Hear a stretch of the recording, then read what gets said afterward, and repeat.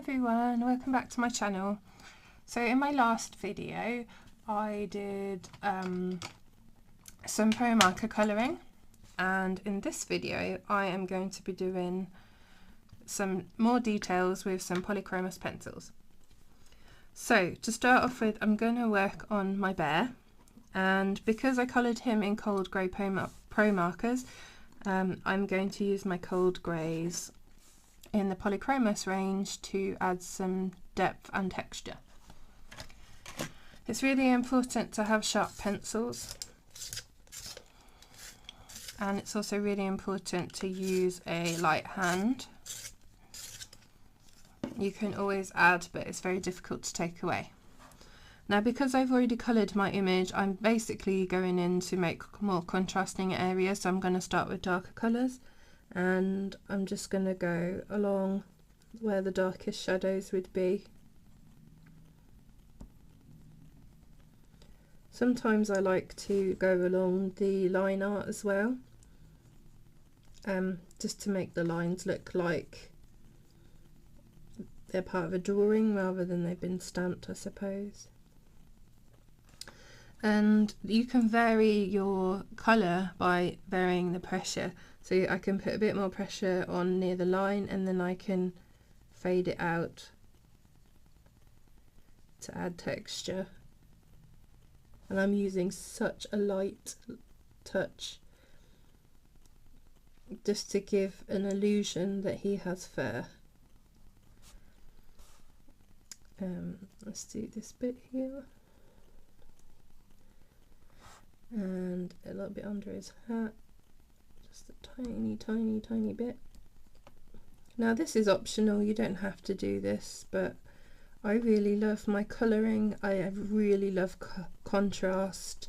So for me, this is the fun part where I get to play and add in all those extra little details that I love. I call this my self-indulgence stage. And I leave the pencil strokes in because I'm colouring fur. It just adds texture.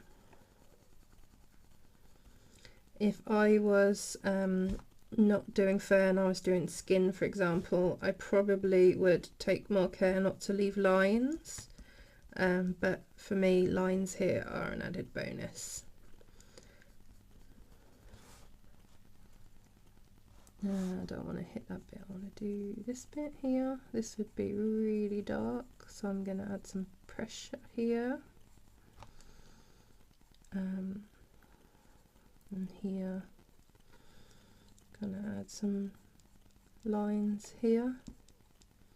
Big long strokes make nice lines.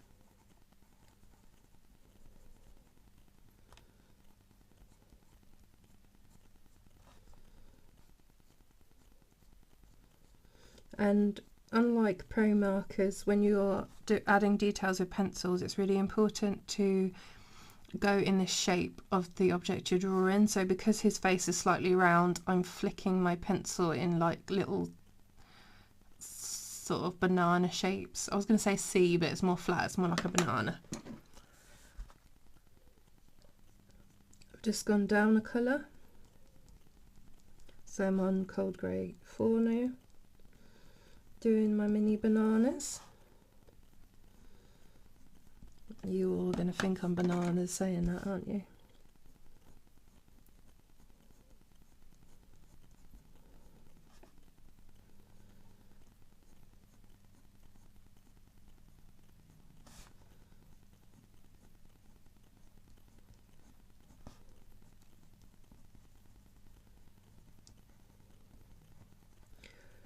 I'm adding some depth where his paw is. Oh, this is looking really cute now.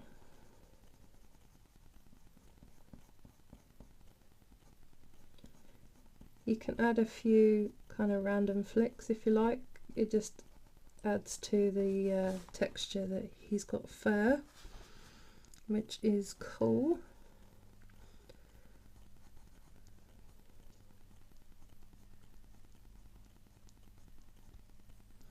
I don't think I'm going to go much darker than this colour, to be honest.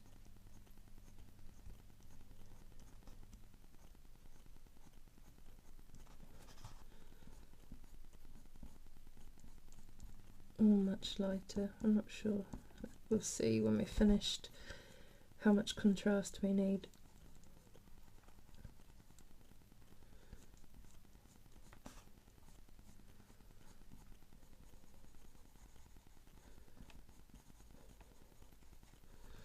And adding pencil detail is also really helpful when you don't have pro markers that are similar,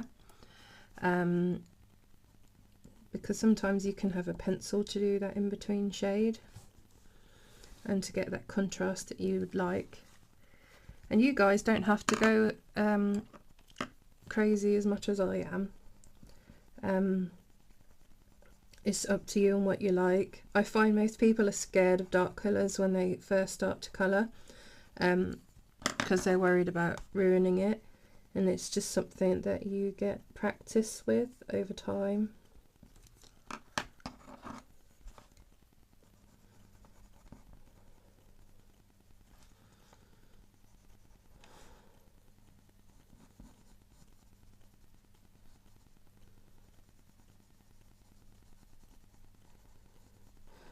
His little nose is so cute.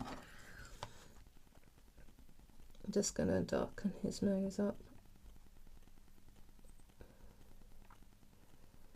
Oh, that's better. I'm leaving a little bit undone around this area because I just want some contrast there. I'm going to darken up his little eyes, so he looks like he's got really shiny black eyes, like a teddy bear would have.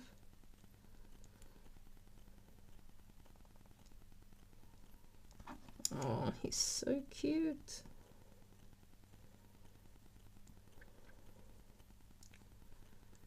Gonna add a bit more contrast to his hat brim now, and to his little ears.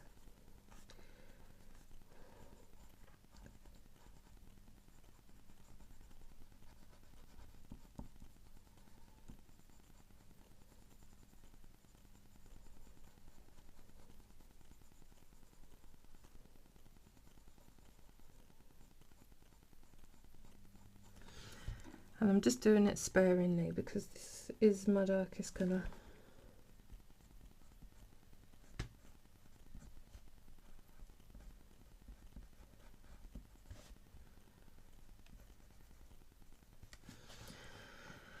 Okay, I think I'm happy with him.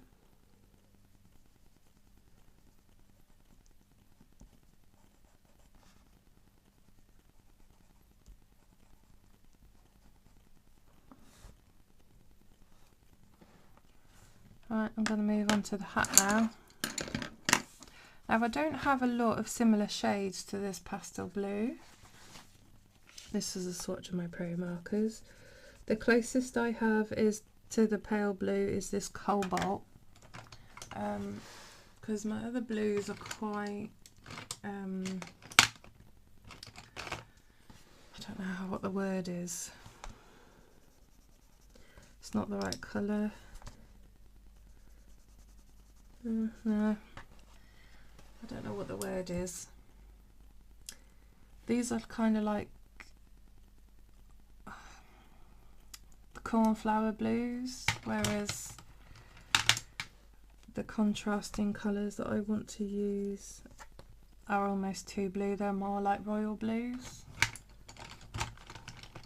So the only colour that I've really found that goes well with it is this one, which is light phthalo blue. So I'm just going to use the, even though it says it's a light shade, it's still quite dark, so I'm just going to use that in the shadows where I want to add richness to the colour. You don't have to do this, but I like it. And I can vary my pressure to vary my shade. And unlike the bear, the The cracker's not furry, so I'm paying more attention not to leave my lines.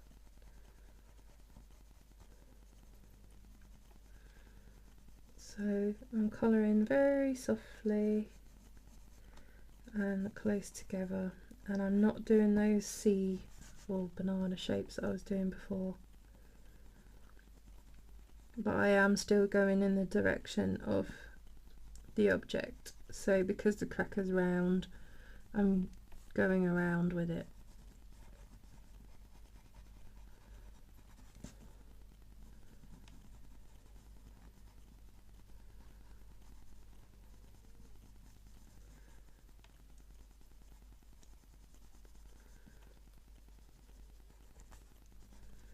Texture is fine, that's what we're trying to add, but scratchy pencil lines is what we're trying to avoid for this bit.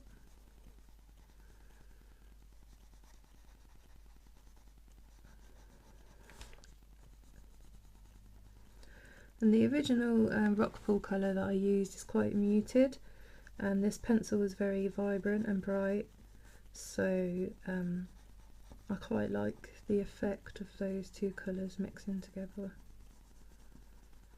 And I'm not covering up the complete original pro markering because I want some of that blended look.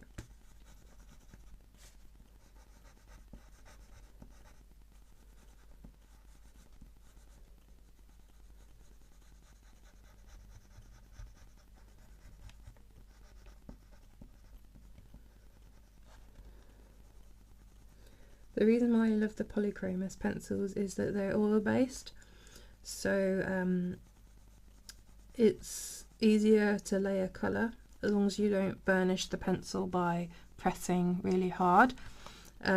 With wax pencils, the layers of wax build up and you get to a point where you can't add any more. And basically you flatten the tooth of the cardstock or the paper that you're using, and you can't layer any more colour on. You get that as well when you burnish with these, but it just gives you much more time to play before you get to that stage, which is something that I enjoy. It's just one less thing to think about, but you do pay for it. These pencils are quite pricey, so try it with whatever pencils you have. I'm just using these because they're my favourite and I'm being an art snob. I don't really know how else to put that. Right, so I'm going to go in and add some depth to his hat. I'm going to do the darkest side first. This is going to be a bit darker than the cracker because he's not in light at all on this side of him.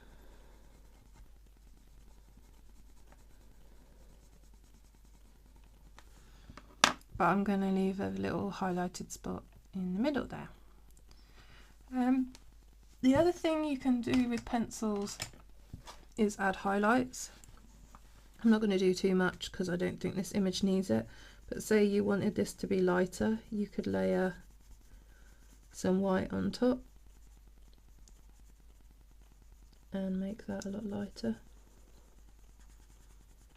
just like so. White is also great for blending out other colours, just making them seem a bit smoother, but it will line them slightly, so it's handy when you don't have a mid-tone, a bit like we did with the pro markers.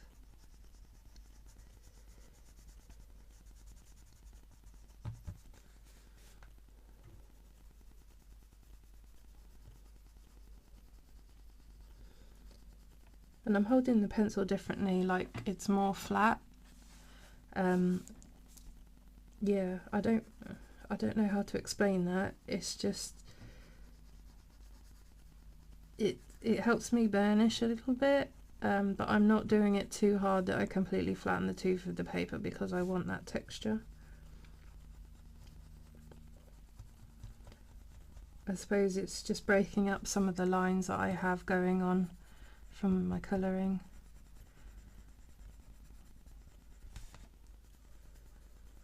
So I get that nice mid-tone, and unlike pro markers, these are opaque, so when you lay in an opaque colour over another colour that's lighter, it should lighten the colour underneath and flatten it out a bit, which is just what I'm doing here.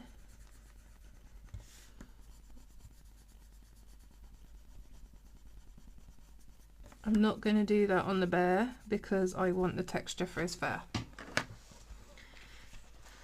And so I spent another 15 minutes on the image, and you can see the amount of texture that I've managed to get. And I'm just going to do the ground because it looks funny now compared to the rest of the image, because that's smooth and the rest is not. So I'm just going to add a little bit of texture underneath.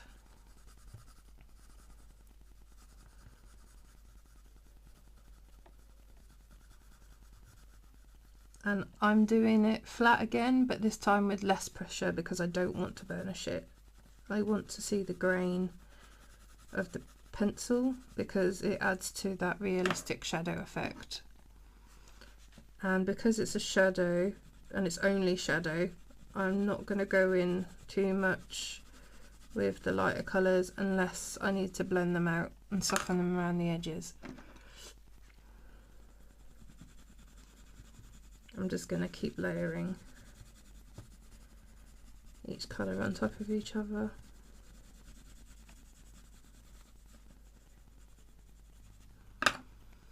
And if you go in too hard and you feel like you've completely ruined it, you can use your Pro Marker blender pen or whatever alcohol ink blender pen you have to flatten the pencils out and have another go.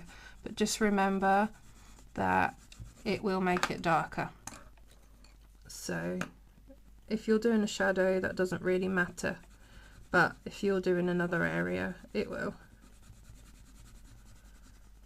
And even in a shadow, the darkest part is going to be the middle of the shadow, and then it's going to fade out, and it's also going to roughly resemble the shape of the image that you're colouring. So I'm making it a bit taller here to compensate for the cast of the cracker here, which just makes it look a bit more realistic. But this is kind of like me being a bit obsessive, so if you don't want to go this far, that's fine. So 20 minutes later, under 20 minutes later, we have an image that's got a lot more contrast than the first one, and if I can somehow get a capture of the other video, I'll show you a comparison, fingers crossed. That's the plan anyway.